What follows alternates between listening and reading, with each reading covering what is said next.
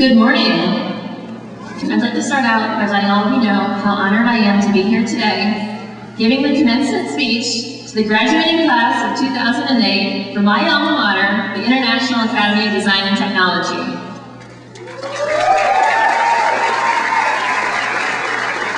I want to thank the Academy for this privilege, an incredible opportunity I never would have conjured up on my own. The Academy gave me the right tools to start a lifelong education, my career.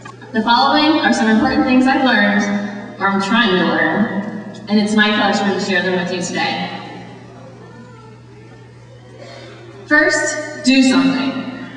I know this sounds a little trite, but seriously, things only happen when you do them. Not think about them, not talk about them, and definitely not watch TV. Most importantly, you must do. Eat and sleep when you have to, but always make the time to do the things you believe in. You've been working very hard to get to this glorious day, your graduation day. But soon you'll see the hard work has not come to an end. You're merely closing one chapter to open a larger, more exciting, more challenging chapter, the beginning of your creative career and the rest of your life. The only way to launch this chapter is by doing things. Know people. You've heard it a million times. It's not what you know, it's who you know. If you're out there saying you don't know anyone, it's time to start. The key to knowing people you need to know is knowing everyone. The people who are hiring, the people who will take you under their wing, the people who will save you hours of work by answering a quick question, or the people who know those people, or the people that know the people that know those people. When you start meeting people, you'll be amazed how quickly you find the people you need to know. Get involved. This is an easy way to start meeting people. There are all kinds of groups and meetups and organizations out there. You're bound to find who you want to meet if you just look. If you want to meet artists, find out which young professional group supports your local museum. If you want to start your own business, get involved with your local Chamber of Commerce. I got involved with the organization for emerging advertising professionals, Add to Tampa Bay. And I credit many of my recent successes and opportunities to relationships I built through my involvement. That's why I'm having lunch with one of our state senators next month. That's why I know at least one person at almost every advertising agency in town. That's why I'm going to be part of stopping Amendment 5 from destroying over 50,000 advertising-related jobs in Florida. And it's that same involvement that's a big part of why I'm here speaking to you today. Talk to strangers. Sorry, Dad, but it's right for the same reason you said it was wrong. You never know who you're going to run into. Talk to people waiting in line, people on planes, or strangers with free candy. Talk to everyone. Just last month, I was up at the National Addy Awards in Atlanta. I sat down for dinner and introduced myself to the woman next to me, who just so happened to be the creative director for AOL. If I hadn't talked to her, I wouldn't be able to stand here and tell you, AOL's creative director invited me to stop by her office next time I'm in New York. Not bad for talking to a stranger. Use the internet. Use your online presence to your advantage.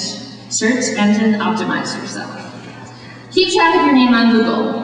That's where the world goes for information now. If you're doing things, good things, Google will say good things about you. News articles you're mentioned in, organizations you're a part of, YouTube videos you're in, they're all going to show up on Google. Make sure when people search for you, they can find you. And make sure that you, that's on the internet, is the one you want them to find. Be your own salesperson. But remember, you're not a used car. You don't need to go around shouting and bragging. Just do the things good salespeople do. Build relationships, be memorable, and let people know why they need you. And if you find yourself in an elevator with your dream boss, have your sales pitch ready. Don't let being underqualified stop you. When you're out there looking for a job, remember that getting a job has more to do with your personality and your skills than specifics like the number of years experience you have. People hire people they like, people they connect with, people they think they want to work with. In fact, Smart employers know people trying to grow into a position are typically harder workers than those who think they're overqualified. In one of my past lives, I started the creative department for an international real estate developer, a daunting task, to say the least. I'd never done anything like that before, and I didn't know how I was going to. But I was offered that opportunity because I convinced that company, and myself, I could do a great job for them, and I did. If you can do a good job and do great things with it, you are qualified. Use your job. Don't let your job use you. Now, when I say don't let your job use you, I'm not suggesting you run at the first sign of a 50-hour work week or a couple of sacrificed Saturdays. But you do need to make sure you view your job as an opportunity and not an obligation. Seizing that opportunity may actually require more work, but it's worth it if you can make your job work for you. I once worked for an agency I rightfully dubbed the slave drivers. Among other factory-like characteristics, the workflow of the art department came in the form of a massive daily job pile. The project you worked on next was pure luck, the next job on the pile, and none of them particularly inspiring. To be fulfilled in that job, I had to look beyond the pile. On top of my randomly assigned assembly line assignments, I started handling the senior art director's dirty work. Soon I led to picking up the slack on her secondhand projects, and eventually getting to lead some of the most exciting projects in the agency. All because I looked beyond the burden of doing more work to see it as an opportunity. Have the arc prepared.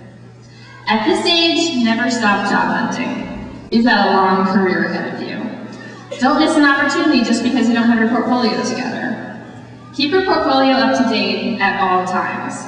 You'll always be able to show it, and you'll never have to make excuses for it. As creative professionals, we're fortunate to have a book or reel filled with tangible examples of our work to tote around and boast our accomplishments. Most professionals just get an 8.5 by 11 sheet of resume paper. Constantly collect all of your portfolio pieces. It might be tough to keep up with all your files, but it's much easier than trying to get them back as you're leaving a job, especially if your new opportunity is a sudden one. Give and you will receive. Life really is reciprocal.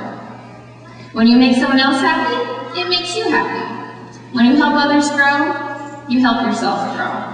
When you teach, you learn. It might sound crazy at first, but if you really think about it, it makes sense. After all, it takes a whole lot of learning to be a good teacher. This past fall, I had the privilege of organizing and speaking in the IADT Tampa Bay Campus Roadshow. And to those of you I spoke to on that tour, teaching you helped me learn how to be a better speaker. Helping you helped me grow into my leadership role with that too. Throughout my career, the things that I've done as a volunteer have paid back tenfold. Proof that you don't just get what you put in, you actually get more. Stay passionate. Notice I say stay. None of you would be in this room today if you weren't passionate about something to begin with. Whether you're releasing it through fashion or graphics or sound, great design is fueled by passion. If you've found yourself drowning in the day-to-day concerns, let your passion keep you afloat. Do what you love and the money will come. Because when you do what you love, you'll do great things, and great things have value.